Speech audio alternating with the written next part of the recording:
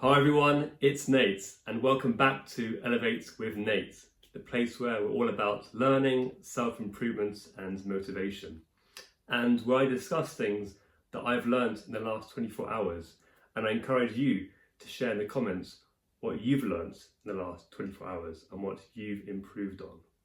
So, in today's episode, we'll be discussing something called print on demand. And you may or may not have already seen this on YouTube, but that's how I came across this print on demand. And there were a lot of clickbait titles which you see, make 6-figure, 7-figure salaries in X amount of months, or how to become a millionaire in no time. Those kind of video thumbnails. But anyway, I thought, let's click on it and let's see what it's all about. So, to start off this video, I'm going to show you the introduction to the video which I was watching, at least the first one, just to give you a flavour for what it's about. And then I'll afterwards then myself discuss with you in a summarising way what this means. When I started my print-on-demand journey, I had about $600 to my name, and I had just quit my full-time job at cooking noodles as a teenager. And the reason that I'm telling you this is because since starting, I've been able to grow my print-on-demand business to over 7 figures, taking home multiple 6 figures in profit. And the journey has not exactly been easy, but there are lessons that I've learned along the way that can help you if you're looking to start your own online business. So today I'm going to give you these 7 lessons that can help you avoid the mistakes that I made in growing my multiple 7-figure businesses. If you implement these tips early on, I promise that you'll have a way better shot of actually succeeding and getting what you want out of your print-on-demand business. So without further ado, lesson number 1. So, as you saw there, this gentleman, Alec, that's his channel. He's got 442,000 subscribers on YouTube. And, most of his videos are now catered towards his success in this field of print on demand. And what I'll do is, in the comment section or in the bio, I'll put a link to his channel so you can watch that if you're interested. But, in a nutshell, what is this print on demand? And basically what it is the following. Most of these individuals, they use a platform called Etsy, okay? In case you're not sure what Etsy is, it's a place where you can buy goods, and you as a seller can create your kind of online shop and put on there things you want to sell. So for print on demand, what happens here is you yourself will kind of pick a few items you'd like to sell, and often the ones which at least Alec discusses are mugs, posters, and t-shirts, okay? Personalized t-shirts, or just t-shirts in general. And what's nice about this concept is he's not recommending that you buy things in bulk. So you're not, let's say, you don't design a t-shirt and then buy 1,000 t-shirts and then hope they sell. How this works is you create a design, which I'll mention later, and you will, let's say, partner with or link up with a different company. I think it's either Printful or Printify, which will be based probably in China somewhere, if not somewhere else. And there what happens is they will themselves will print these things for you. So the actual customer who goes into Etsy and finds your t-shirt or your mug, when they buy it, you yourself have nothing to do. That will send a request to the factory making this. They'll create it and ship it over to the destination of the customer. And that in a nutshell is pretty much it. Of course, how it will work is you would have bought, you would be paying the factory less than what you sold it for. And that's where the important bit comes in of you picking the right prices to make the profit. But in a nutshell, that is simply it. It's you put designs on Etsy, on your shop, online shop, and then afterwards, in theory, that's pretty much it. A slight waiting game. So, I've watched today quite a few of these videos on YouTube. As ever, I recommend you put it on ×2 speed to get through more content quickly. But I've gone through quite a few of these, and there's quite a lot here. It's not just this Alec's personal account. If I show you here, If you write down print on demand on YouTube, you'll find Alec one here, Mark Tilbury. There'll be plenty of people trying to monetize this. So I've got a slight kind of view on this now already in the last day or so. So I'm going to mention now kind of the obvious potential pros, then some cons to this, and then finally just my overall thoughts on print on demand and whether it's worthwhile doing or not. So here are the first main pros in my opinion. I'm guessing back in the day when people wanted to design anything, let's say you want to design a new t-shirt, mug, any of these things, you'd have to actually yourself have the know-how to online design, let's say a diagram. Let's say you've got a picture of a dog jumping or doing something. How are you going to actually get that image of a dog yourself, okay, without copyright, and upload that? That's probably quite a challenging thing to do. But now with AI, it's so fantastic. There are websites out there that will simply do it all for you. And I think that's why it's really kind of picking up now and kicking off these people discussing print on demand, because now anyone can do it. And in the video, they recommended this AI photo generator. I think it's called Midjourney, which I can show you here. I haven't personally gone through it just yet. I believe there's a slight charge to this too, so it could be that there's other ones which are better or at least free. But ultimately, as long as you've got a AI generated image website, then that's what you need. So that's the main thing there. If you can right now just keep on churning out these images, you're half the way there. So that's one thing.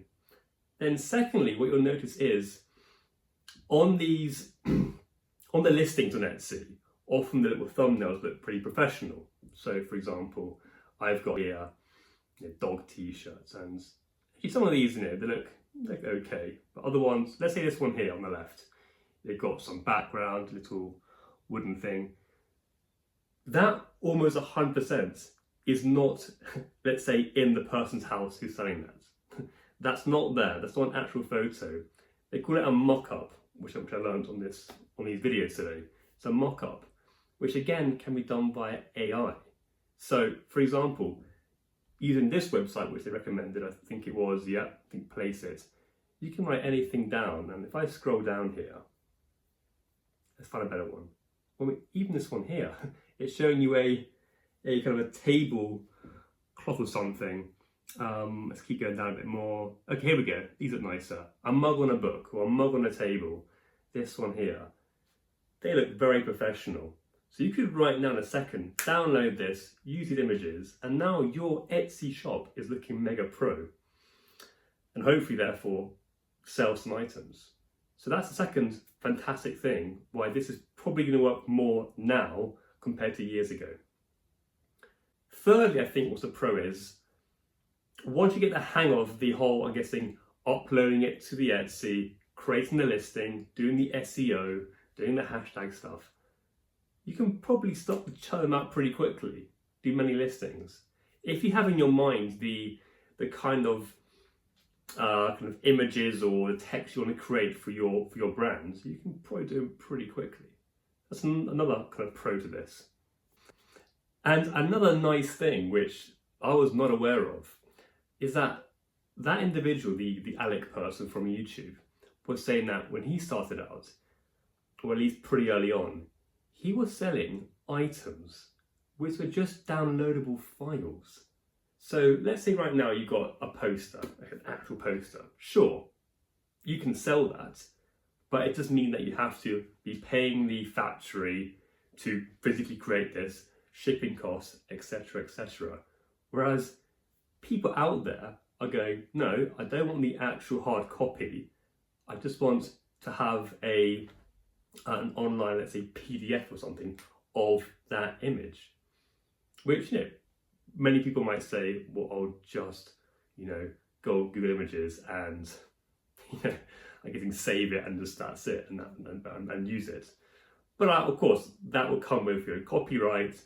And if someone wants to have a very high quality image to use and, let's say, print out themselves in their own home to put on their wall, people therefore are doing that. And the statistics are showing online that people do actually buy these things. So that's another, I would say, pro here. That immediately will turn almost all of that profit. So from the sale, most is profit because there's no real outgoings. Another plus or potential downside, depends how you see it, is there's a cost, of course, to use Etsy and to put your listings up, okay? But the cost is for every listing, every item you put onto your Etsy shop, it will cost you 20 cents per 4 months. So basically 5 cents per month. So again, this will depend on the individual and what you consider expensive or not. But if you only have a small handful of items, then you're not going to be spending too much money per year. Of course, if you're then dishing out thousands, then it will rack up. But that could be seen as a plus if you're not going to be spending, creating too many listings. And for the last two pros for what I've seen of this print on demand, I would say the following. The first one is that it can be seen as eventually some passive income. I know we keep hearing this passive income now in 2024. Once you've done the whole setup and you've created a listing and you've left it there, in theory, or at least what I'm understanding from this, that's basically it. You just leave it, and then at that point, it'll come down to, are you going to get any sales? But let's just say you do. Let's say you've gone viral and you've got the sales. Well, that's it. You're making complete passive income. Now, in reality, there'll be things such as the market evolves and people start liking different things, you might need to create new listings. But this assumes right now you've done a listing, there shouldn't be much else to do on that. And then lastly, I would say it has been proven, okay, that for some people, they are being successful on this. So I totally believe that this individual, let's say Alec and the rest of them, they have made money on this. Okay, so this can work. So if I go back to this page here with the cats and dogs on, you can see on this listing here, the one saying custom, this seller has sold almost 40,000 of that one t-shirt. And that's just the review side, that's just the reviews. Of course, they would have sold a lot more than the reviews. So let's say it was 40 and no more. Let's say everyone left a review. Assuming let's say they can make $4 or $5 per sale profit. That's almost 200k just on that one t-shirt. Okay, so clearly it is possible. People are making money from this,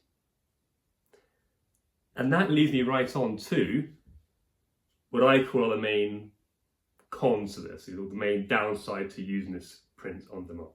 And the first main drawback from this print on demand that I'm seeing is the fact that it is so straightforward, really, to set this all up. You've got a lot of competition. You're going to have thousands, if not probably millions of listings on this website now. And of course, especially now with all these YouTube channels going viral and having 500,000, if not 1 million followers, you're going to get a lot of people doing this. Now, they're saying on the YouTube channels, oh no, you're right, there are competition, there's lots of competition, but that's fine, you can still make money. Look, I made 6 figures, 7 figures. And I'm not saying that's not wrong, but of course they're going to say that. And also, you always hear these success stories. It's going to be the people who've made the $1 million, who've now got money and go, great, let's make now a YouTube channel and talk about it. Where it's the other 1 million people who didn't make money who don't make the channels. So just bear that in mind. I'll come to my view in later on, but yeah, that's quite a big one for me. Also, you're going to have to know your numbers because there are hidden costs to this, which you might not hear too much from some of the more optimistic channels.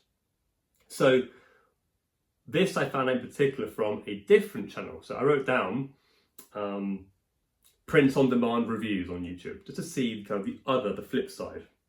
And I found a good video by this gentleman called William Lee. And he was, again, he was saying, there's some, you can work out, as I'm mentioning, but he's also mentioned quite a few, drawbacks. So, for example, I'm not going to play the video right now, because I'll simply just pause on a few key pages or key things he's shown. So, for example, here, there are some Etsy fees on top of course, your listing fees. So here, 6.5% transaction fee to the customer, okay? There's going to be also a 3% payment processing fee when they buy it, and also 25% regardless. So 9.5% in total. Then you've also got potentially, I think if you opt in for this, advertising fee. That's another big chunk coming out. So let's say now you go onto the Printify, the place where you have to where you buy the t-shirts from, or at least create that connection. It's like when people on Etsy buy your t-shirt, it sends an email out to the factory to create it and send it. Well, it could be that it's going to cost you $6 to, say, pay the factory, but if you're only charging $9 for the t-shirt on Etsy, and once you've done the breakdown of these percentages, you're actually making hardly anything. So that's important to think about, because in my example earlier about the cat person, and I said, $5 each per sale profit, it might not be, it might be 10 cents. So you need to look into the numbers. And ultimately, you're in control of how much you put the price for your products on Etsy. But you're going to try yourself improve your margins, of course. You want to have the highest profit possible. But also, if you get great, I bought it for $7, I want to make sure I make a nice profit, a good buffer, so after they've taken all these fees, it's all fine. Well, if now something your price is well above the rest of the market of t-shirts, then again, that's a separate problem. Is your item that good that people pay premium for it? That for me is another potential hurdle here, potential drawback. So that there is quite a big one for me onto why this is perhaps not as rosy as it may appear at first glance, this print on demand. So what's my thoughts on this after everything I've just said and the content I've watched today? I'm quite skeptical. I do think that there are people out there that have done well, but I just feel like it's very, very slim chance of success. There's that many people, putting out these listings, and the chance of yours being the one that's seen is so slim that the chance of you doing very well on this is very, very low. And as I mentioned previously, just remember, of course, take it with a pinch of salt, these videos on YouTube, because that's how they make the money.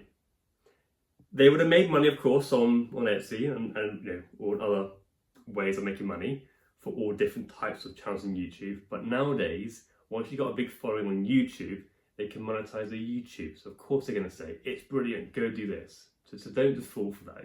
At least that second channel I showed you, he was being a bit more honest. Okay, so that's something to bear in mind. However, I do think it comes down to two main things as to whether this might be for you or might not be for you.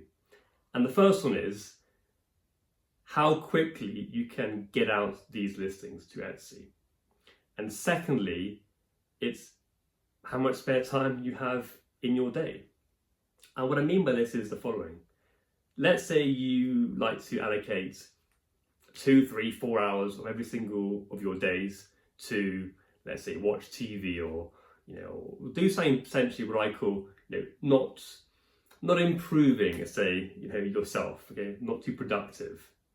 Well, then you might go, well, look, because I'm spending 2 hours per day plus anyways watching TV, if I spend an hour that day making listings for Etsy, what have I got to lose? And that mentality, I'm not against. Sure, you might say, if you're going to make that change in your life, then make it change to something else, which is going to be a higher chance of success to you improving. But at least you might go, okay, That's one way of thinking. But if you then go, look, well, hey, I'm not going to watch TV and do this instead, I go, fair enough. I think that's sensible.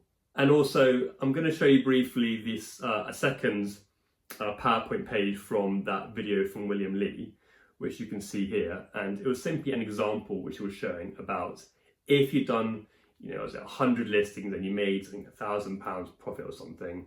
He puts down here how much you make per hour, and eventually he puts here you would have made $10 per hour, which of course you might go, oh, that's not too high for a full-time wage. But that's not the point here. This isn't going to be your full-time job, at least initially. So with that same example about you on the couch watching TV, you go, well, if I don't watch TV for an hour and instead do this and make $10 an hour, it's still more than what you were making on your couch watching TV. So with that mentality, I go, well, look, more power to you. If you go, look, my view is, if you go into this thinking that it's most likely not going to be successful, but it's a bit of fun, I can learn a bit more about AI and the AI kind of design and creating these images, and on top of that I can put it on pretty quickly once you get good at it and leave it at that. Well, great. If you spent, say, in total 10 hours over the course of a week or so doing some listing, then you leave it. If it comes to nothing in a year's time, and by the way, normally it does say for the first 6 months you get no sales, and then it picks up if you're lucky. But let's say you're never lucky. Well, you haven't lost too much. The only thing you might have lost out for is, of course, the listing fee. So depends on how many listings you want to do. If you've done 10 listings and you're paying for 5 cents was it per month, and that it's not too much money. But of course, if you're then playing the bigger game and going, I want to make 2,000 listings, there's a bit more to risk there. So the risk versus rewards you need to think about. And just remember, I'm guessing also, let's think about the lottery. People go, I'll spend $1 or $2 on this with a very, very, very low chance of success. So simply this would be a case where it's got a less reward than the lottery, but a slightly higher chance of success. So that's my view on it. Simply, you probably won't make money from this, but if you've got nothing else to do and you want to spend a bit of time on this for fun, you might find it exciting, just having your own shop, making nice designs, then by all means go for it. And again, in the description for this video, I'll put the links to those videos, and do watch them, because if it is your thing, they are great. They are well explained and tell you what to do and how to do it. So, hey, as ever, in the comments, let me know if you do this and if it does work out nicely for you. I might personally in a month or two try it myself. But as ever, I hope you enjoyed this video, and if you did, give it a like, comment what you've learned today, what you'd like to see next in a different video, and as ever, it's Nate, it's been great, onwards and upwards.